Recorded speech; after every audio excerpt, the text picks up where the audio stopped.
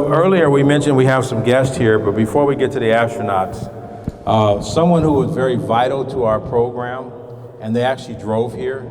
So the motorhome out there that says Ontario Airport is none other than Bruce Atlas, who's the former Chief Operations Officer for Ontario Airport, which means he was in charge of that particular airport. We're going to have him say a few words to you. And one of the things that he, Captain Daniels, and I share in common, if you see this pin on my lapel, all of us have received the Presidential Lifetime Achievement Award for the work we've done across the country, and he just recently got his. Give him a round of applause. Bruce? All right. Hello, everybody. Welcome back to my YouTube channel. Listen, aviation, I've been in aviation for 37 years this year. 37 years. Aviation is positive 100 or. How many of you are really serious about aviation on today? It's a great opportunity to get involved in aviation. You heard from a lot of pilots today. You heard from the CEO of this airport, but there's over 360 jobs available in aviation working at an airport. An airport is much like a city. Every job that you have at a city, you need at an airport. We have plumbers at airports. We have electricians at airports. We have carpenters, builders, mechanics, heavy equipment mechanics. So there's tons of jobs. I heard him mention about aircraft mechanics. To get your A&P license, it takes about 15 months to go to school to get your A&P license, and then you can work on commercial aircraft. The good thing about that, just like a pilot, people go into aviation for the flight benefits, right? The day you work for an airline, you fly free, your parents fly free, your children fly free, your spouse fly free, you retire, you fly free for the rest of your life. You can fly on any airline.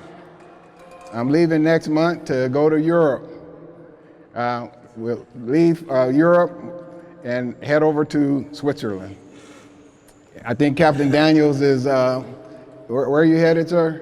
New Zealand. To New Zealand when he leaves here.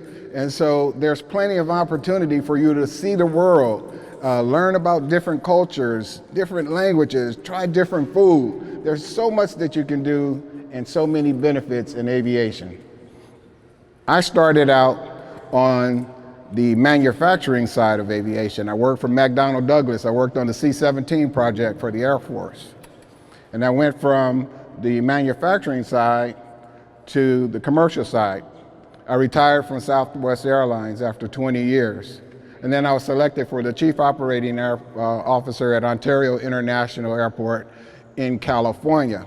On the East Coast, when we say Ontario, people think about Canada, right?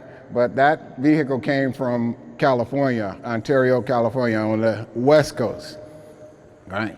And so there's tons of opportunity in aviation. After retiring from Southwest, I got selected to be the Chief Operating Officer. My job was the day-to-day run of the airport. Landside operations, airside operations, the parking at the airport, aircraft rescue, firefighting, and law enforcement. So pretty much everything that happened in and around the airport fell under my purview. And so I encourage you to think about aviation as a career. Get started now, exploring the opportunities in aviation. You know, start learning all that you can, sign up for the various programs. They have a flight school right here where you can actually learn, 4 flight schools where you can learn to fly. You get your ground school training in, you can actually learn to fly. We have students in high school with their private pilot's license that are flying while they're in high school. So it's something that you can do. I'll be available for any questions. We're hanging out in the back there by the flight simulators. Anybody have an immediate question right now? I'll be happy to answer it for you. If not, stop by the table and we'll answer any question you have. If I don't have the answer, hey, I'll make it up. No, we'll find the answer. If you have a question that I can't answer, I'll promise you I'll find somebody in here that can answer that question for you before you leave here today, or we'll make a phone call. Thank you for coming out today. Thank you, Bruce. Give him a round of applause. By the way, and then the next thing, that's wishy-washy. Nobody's going to follow you when they can't see a result. But consistency over time. Remember, leadership doesn't develop overnight. It develops over time. Last one, the law of navigation. Now, this is the fourth of those foundational laws. And the law of navigation basically puts you in a position as the leader. Let me get to the right page. Here we go.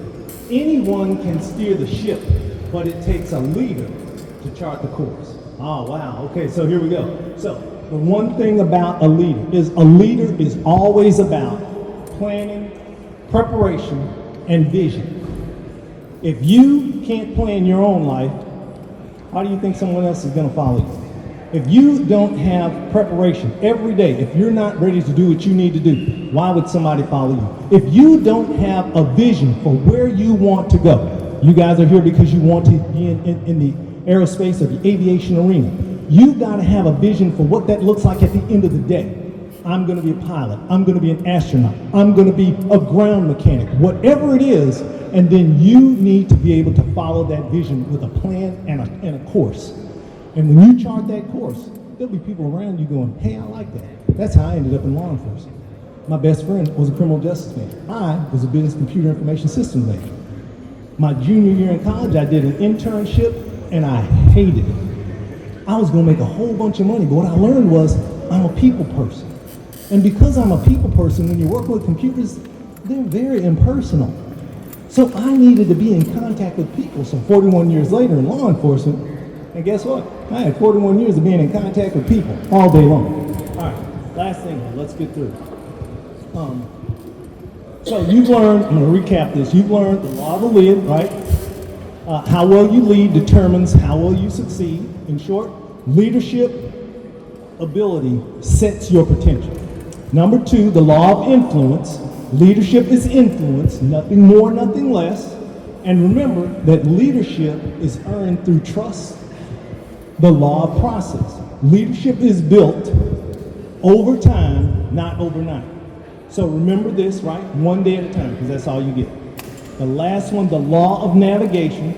Leaders plan the path ahead, and then they articulate the vision and prepare for success. So I'm going to leave you with this, okay? It's hard to get out here and to say, well, you know, I'm just a kid, so, you know, how am I going to lead? What am I going to lead? You're going to first lead yourself, right? After you lead yourself, you're going to influence some other people, and you're going to lead them. Why? Because they're going to see a reason to follow you. But if you stop short along the way, if you cut yourself off, people will see that you will give up. And if you will give up on you, then they will take that to say that you will give up on them. So leaders don't give up. So this is what I want you to take away. It's a little poem that I learned a long time ago as a kid that just kind of has stuck with me. And you think about the words of this, okay? It's a poem called The Man Who Thinks He Can. And it goes like this. If you think you dare not, I'm going to get this right.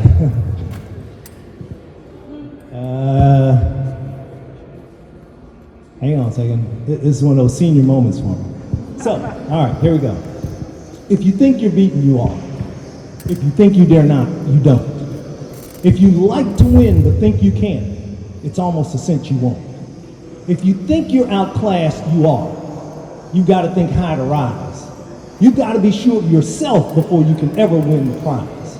Life's battles don't always go to the stronger or faster man, but soon or late, the one who wins is the one who thinks he can. Can you? That's your question to ponder and to build upon and expound upon for the rest of your life. Be the one who thinks they can, and others will follow you. Thank you. Thank you, sir. So one of our speakers, got a couple more speakers coming up, and I want you to understand, we're trying to show you how things come together and work together. And how many people go to a school in a large school district? Large school district, okay, great. 1 second.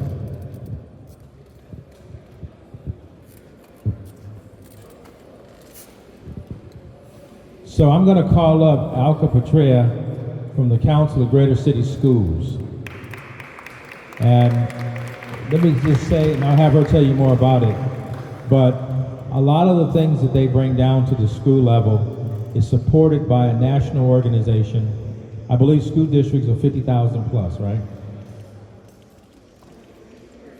35,000 students and above are members of the Council of Greater Schools. She's going to share with you a little bit about, take a few minutes to share with you what they do and how they impact education, and a few thoughts about what she's experienced today. Thank you. Give her a round of applause. Thanks, everyone. I'm going to be pretty brief and mostly call on y'all to share some things. As you said, I'm Alka Petrea. I'm honored to be here today representing the Council of the Great City Schools and our Executive Director, Ray Hart, who unfortunately had to fly out to Los Angeles to attend an event with the Long Beach School District in just south of LA today. So he is out there and sends his regrets. I'm grateful for the students from Philly and Baltimore. Can I hear some noise from the Philly kids? And the Baltimore kids? Here we go. Thank you for being here. Thank you for waking up early. Can we give a round of applause to the teachers and the principals and the assistant principals who got you here today, and to the parents that joined you or made sure you got up this morning even though it was Saturday. Thank you for that. I want to also thank the FAA, United Airlines, the Naval Academy, Porpoise Robotics, and the Organization of Black Aerospace Professionals for being here today. Yeah, we can clap for them. Yeah. And now, I saw lots of folks having great conversations with people as we were breaking for lunch, as we had a break this morning. Would love to hear from someone who wants to share something you learned today, either from a speaker that was up here or from a one-on-one conversation you had with one of our guests that's here today. Don't be shy. And I used to teach middle school and high school, so I got wait time, I got cold calling. Oh.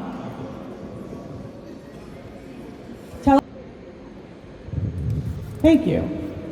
A lot of different planes have different features. They fly differently. So if you've seen some of the planes coming and going, some made really loud noises, some made very small noises. The helicopters are coming and going from here. Who else? Something you learned today from a conversation you had with someone. Yes.